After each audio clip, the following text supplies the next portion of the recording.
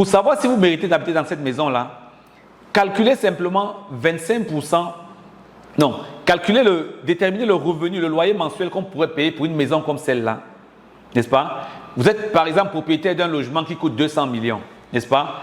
Le logement coûte 200 millions, on aurait pu le louer à combien? Peut-être à 1 200 000 par mois, par exemple. Ça veut dire quoi? Si on peut louer cette maison à 1 200 000 par mois, ça veut dire que dans notre recommandation à Daken Business Coaching, la maison ne devrait pas représenter plus de 25% de votre revenu. Si vous louez une maison à 1 200 000 le mois, ça veut dire que vous devez être capable d'avoir un revenu mensuel de 4 800 000. Ça, c'est le premier test pour savoir que vous méritez cette maison. Si vous avez peut-être construit la maison dans le passé et que vous ne pouvez plus payer ce loyer-là, ça veut dire qu'en fait, vous êtes en train de vous appauvrir chaque jour.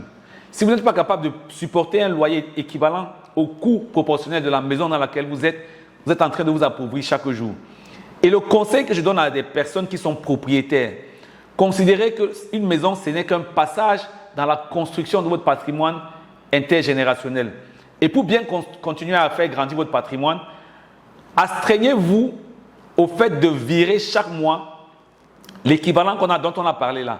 Virez le montant. Par exemple, si vous louez une maison qui coûte 1 200 000, ça veut dire que dans vos revenus actuels, vous devez être capable de virer ce montant-là dans un compte d'épargne qui servira à investir dans d'autres propriétés. Je ne sais pas si on se comprend très bien. Ça veut dire quoi? Si vous êtes propriétaire de votre maison, faites comme si vous étiez en train de payer un loyer chaque mois.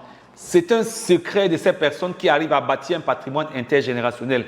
Même quand elles arrivent à être propriétaires d'une maison, chaque mois, elles mettent l'équivalent de 25% de leur salaire en sachant que ça représente le loyer qu'elles auraient payé dans une maison comme celle-là. C'est-à-dire que vous allez mettre soit 25% de votre salaire, soit le montant du loyer que vous aurez payé si la maison était en location, dans un compte d'épargne qui servira à investir.